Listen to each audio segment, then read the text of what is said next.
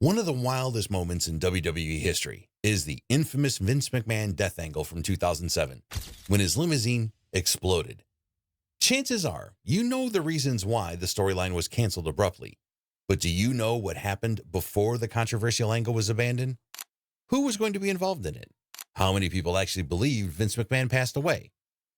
Let's start from the beginning. In 2007, the genetic jackhammer was involved in one of the most bizarre WWE storylines, culminating in the explosion of his limousine. On the June 11th episode of Monday Night Raw, Vince McMahon cut a strange, somber promo in the ring. The storyline leading up to this involved Vince portraying an unstable and paranoid version of himself, as he felt increasingly unappreciated and disrespected. Therefore, that night was supposed to be Vince McMahon Appreciation Night. During the promo, Vince was oddly detached and emotional, walking through the backstage area without speaking to anyone. His mood was melancholic and heavy, and his behavior was unusual, given he was always the loudest person in the arena. This seemed intended to create a sense of mystery. The promo was full of eerie silence and moments of reflection, culminating in a strange farewell-like atmosphere, as if McMahon knew something bad was going to happen, but we didn't. One of the weirdest aspects of this angle was also the way he slowly walked through the backstage hallways before the final scene. The whole sequence was eerie and out of character for Mr. McMahon, adding to the odd tension of the night. Vince McMahon's character and real-life persona was normally brash and over the top. However, during this segment, he moved slowly and almost robotically through the backstage area. He didn't say a word, just stared ahead with a blank, emotionless expression. His slow pace and heavy demeanor were unusual, as if something was weighing on him. As he walked, numerous wrestlers stood on both sides of the hallways, silently watching him pass. They didn't interact with him, and most of them had confused or concerned looks on their faces. Wrestlers like Bobby Lashley, the Great Khali, MVP, and William Regal were there, but no one stepped in to speak to the boss or stop him. The wrestler's silence and McMahon's slow, deliberate walk made the whole segment feel surreal. It was as if they all knew something wasn't right. This setup, combined with McMahon's somber body language, helped build the suspense and gave the moment an almost funeral-like atmosphere. The slow walk through the hall was a clear attempt to heighten the tension. The segment came to a dramatic conclusion when Vince slowly entered his limousine, taking a few seconds before shutting the door, and when he did, it immediately exploded.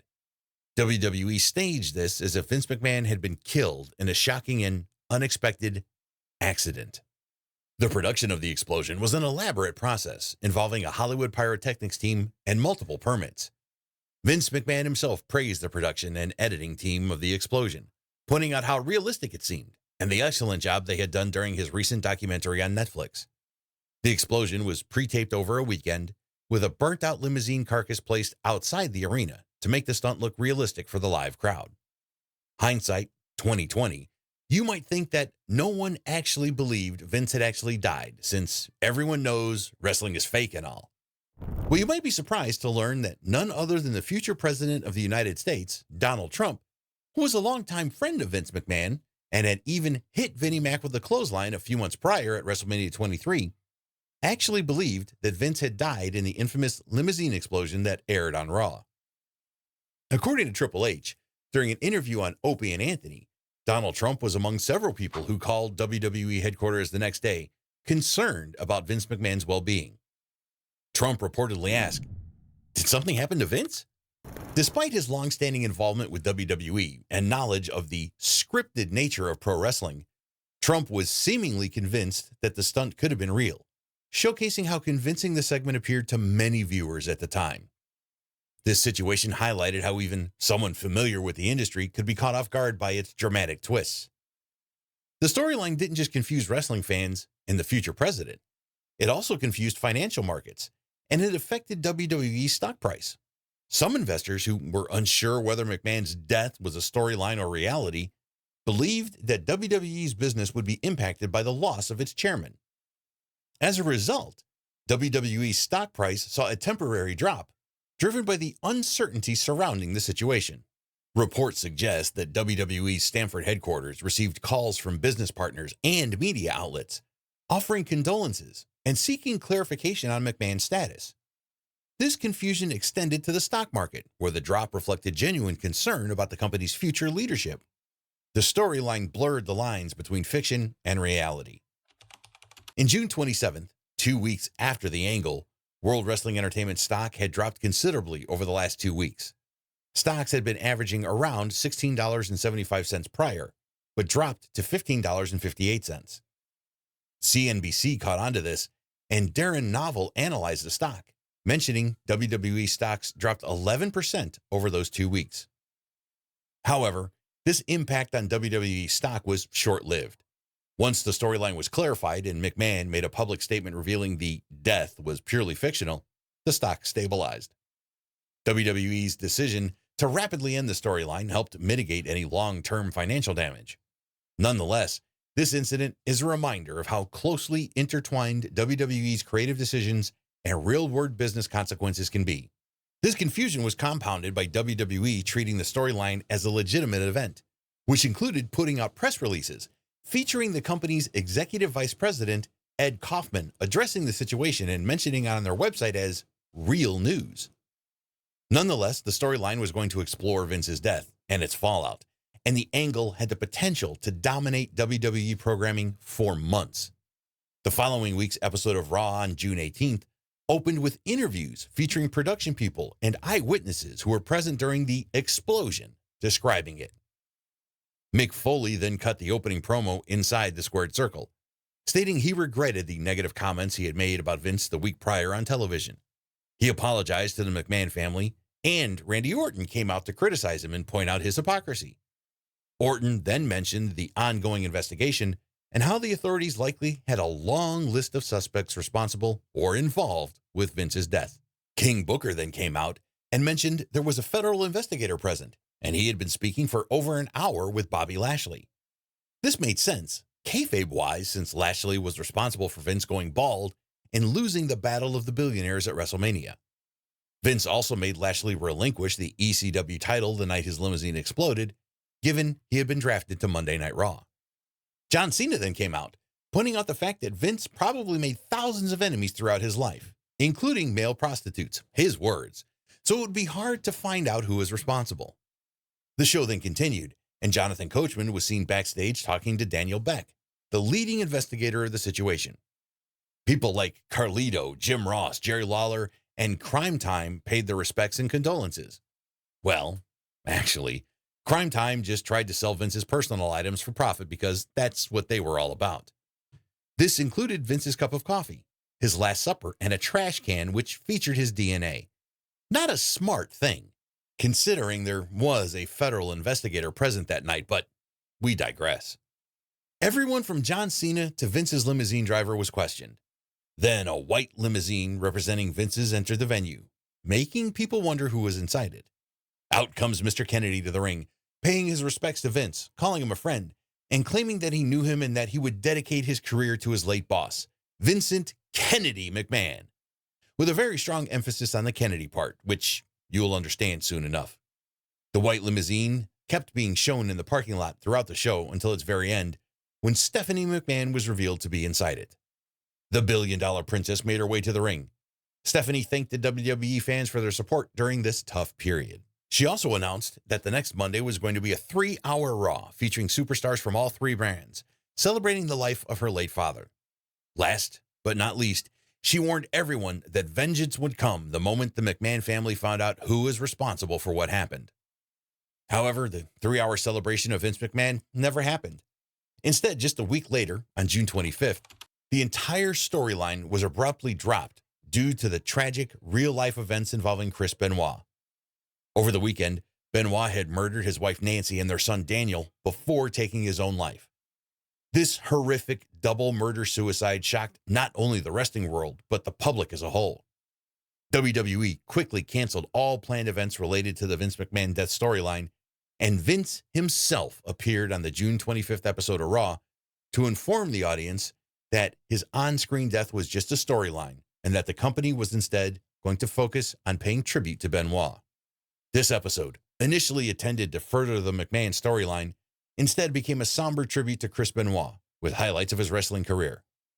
However, as more details about the murder-suicide emerged during the broadcast, WWE quickly distanced itself from Benoit. By the next day, WWE erased almost all references to Benoit from their programming and media. The decision to drop the Vince McMahon death angle and have him break character was unprecedented. But given the gravity of the Benoit tragedy, WWE had no choice but to cancel the planned storyline out of respect for the victims and to avoid further public relations backlash. So, now that we have covered what happened during that extremely eerie, bizarre, tragic, and odd week in the WWE, let's talk about what was about to happen had the Chris Benoit tragedy not occurred. According to Bruce Pritchard, who has been a key figure in WWE's creative team for decades, the inspiration for this angle was Vince McMahon's real-life desire to get off television for a while. Vince reportedly joked, "I can't be on TV if I'm dead," which spurred the entire storyline idea. After the explosion, the plan was for McMahon to disappear from WWE programming, with various wrestlers and personalities paying tribute to him the following week. Before the storyline was cut, WWE had recorded a sense of somber and dramatic segments that were intended to air on subsequent episodes of Raw, SmackDown, and ECW. WWE had arranged the set with flowers, a casket, and pictures of Vince, and wrestlers were told to wear black attire during the June 25th episode of Raw. The funeral was also meant to continue the larger narrative and investigation about who blew up McMahon's limousine. Who was going to be one of the first potential suspects? None other than Vince's wife, Linda McMahon.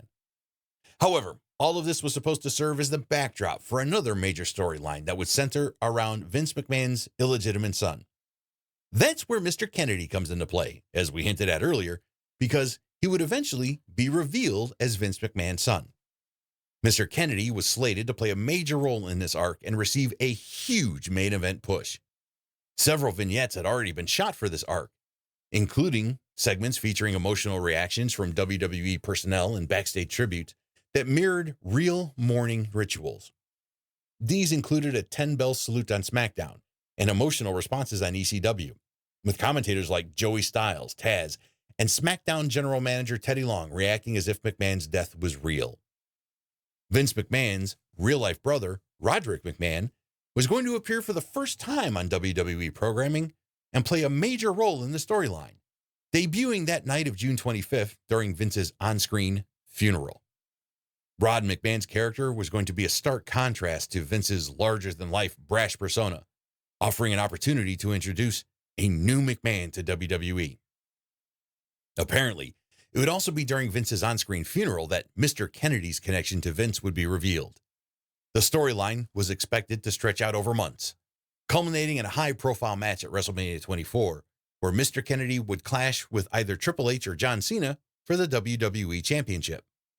Mr. Kennedy's involvement in this angle was a massive opportunity for him, positioning him as a legit main eventer. The character reveal was part of a larger storyline that was going to explore the inner dynamics of the McMahon family and lead to Kennedy taking control of WWE on screen when he would become corrupt with power and transform into the biggest villain in the company. Even though Vince's death storyline was abandoned, later that year, WWE revisited Vince's illegitimate son angle, where Mr. Kennedy would again receive a major opportunity, being revealed as his son. However, Kennedy was removed from the angle just before the big reveal due to a suspension stemming from WWE's wellness policy violations. As a result, Hornswoggle was revealed as Vince McMahon's son instead of Kennedy. This marked the last big opportunity for Mr. Kennedy, whose career in WWE never fully recovered. Not only that, he was later released by WWE 2 years later in 2009 after a string of injuries and backstage issues with the likes of John Cena, Randy Orton, and Triple H. Oh, how different things could have been, both in real life and in fiction. For better or worse, both the Vince McMahon character and the man portraying him on TV have always been involved in major controversies. Watch this video to find out more about the scandals involving the former chairman of the board. We'll see you there.